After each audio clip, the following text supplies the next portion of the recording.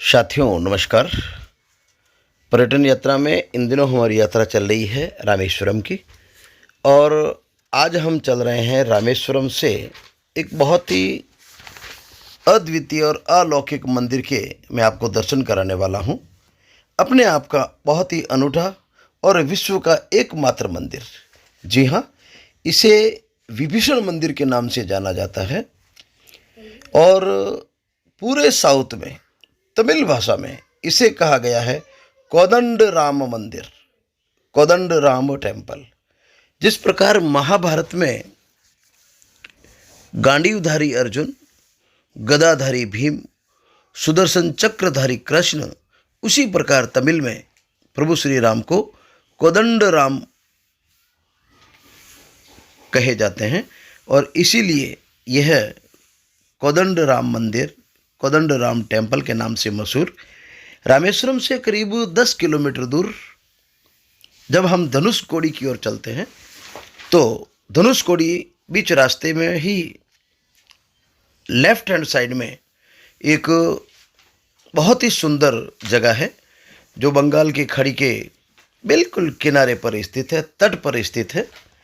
और तो बने रहिएगा, हमारे इस पूरे वीडियो को आप पूरा देखें। तो हम चल रहे हैं कोदंड राम टेम्पल।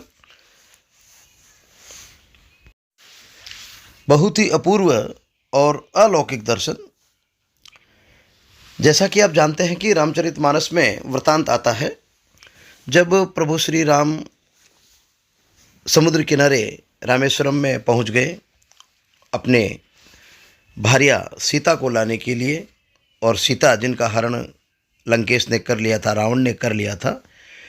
जब रावण के छोटे भाई विभीषण को ये मालूम पड़ा कि माता सीता का हरण करके लंकेश यहाँ लेकर आ गया है, तो उन्होंने लंकेश को समझाया, रावण को समझाया कि भाई आप 3 तिलों के नाथ जो हमारे प्रभु श्री राम हैं उनसे बैर नहीं लें और सीता मैया को ससम्मान वापस छोड़ दें।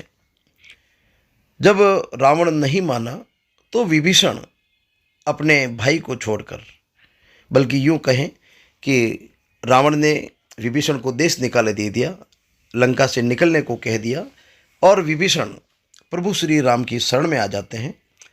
ऐसा कहते हैं, ये देखिए आप, हम लेफ्ट हैंड साइड में मुड़ चुके हैं और सामने देखिए आप, ये बंगाल की खाड़ी, बहुत ही ज़बरदस्त दृश्य, साएं साएं करती हुई ये समुद्र की हवाएं। और यहीं हम चल रहे हैं कोदंड राम टेम्पल।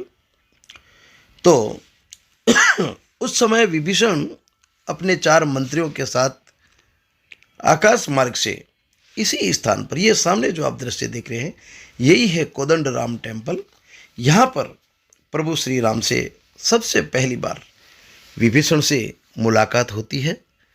प्रभु श्री राम जो स्वयं शरणागत के रक्षक हैं, शरणागत के रक्षक माने जाते हैं, उन्होंने विभीषण को शरण दी।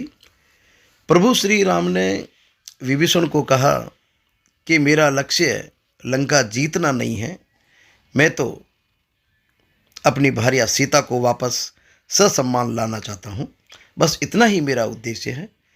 इसी कारण उन्होंने युद्ध के पहले ही विभीषण को लंकेश कह दिया और लंका का राजा के रूप में उनका राज्याभिषेक कर दिया।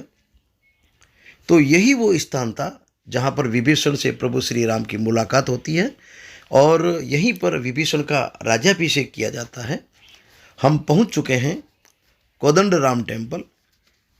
जितने भी पर्यटक, धर्मार्थी, धर्मावलंबी रामेश्वरम आते हैं, वो इस स्थान पर जरूर आते हैं, क्योंकि यही वो स्थान है जहाँ पर प्रभु श्री राम के चरण पड़े थे।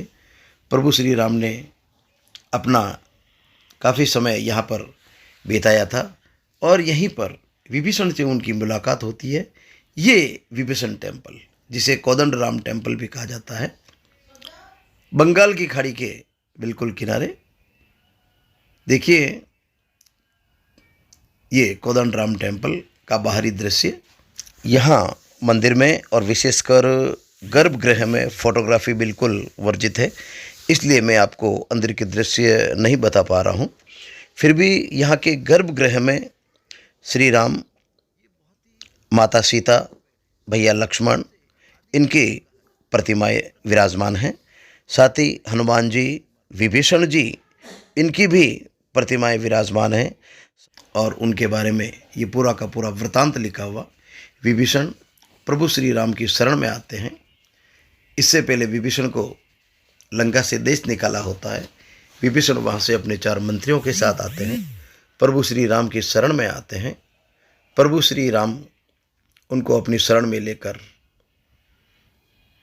लंका का राज दे देते हैं।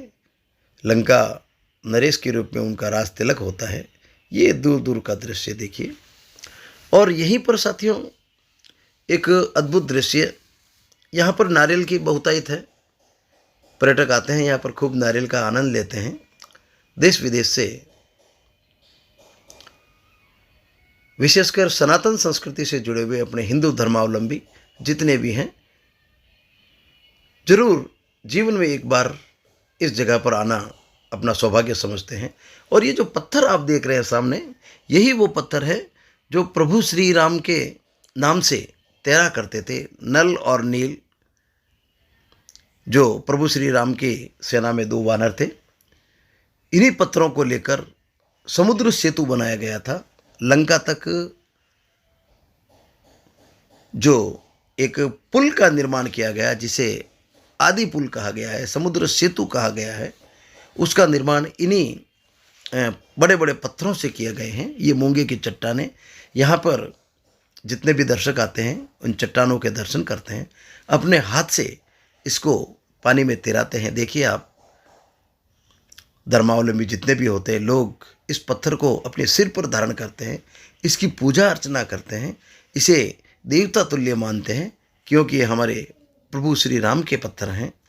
ये देखिए पत्थर तैर रहा है, समुद्र के किनारे कोई का रूप दे दिया ताकि पत्थर दूर तक बहकर नहीं जाए। और यही पत्थर देखिए आप, जो भी श्रद्धालु आते हैं यहाँ पर इस पत्थर को अपने हाथ से तैराते हैं। और यहाँ का जो समुद्र है साथियों, बहुत ही छिछला का मतलब ज़्यादा गहरा नहीं है। ये देखिए श्रद्धालु पत्थरों को अपने हाथ में लेकर सिर से लगाते हैं, ललाट से लगाते हैं, अपने आराध्य को याद करते हैं। आपको ये वीडियो कैसा लगा साथियों, कमेंट के माध्यम से आप ज़रूर बताएं। और ऐसे ही वीडियो देखने के लिए कृपया हमारा चैनल पर्यटन यात्रा ज़रूर सब्सक्राइब करें। आप सभी का बहुत बहुत धन्यवाद। देखते रहिए पर्यटन यात्रा और चलते रहिए मेरे साथ। मैं हूँ श्रवण कुमार लक्ष्कार बलूंदा। आप सभी का बहुत बहुत धन्यवाद।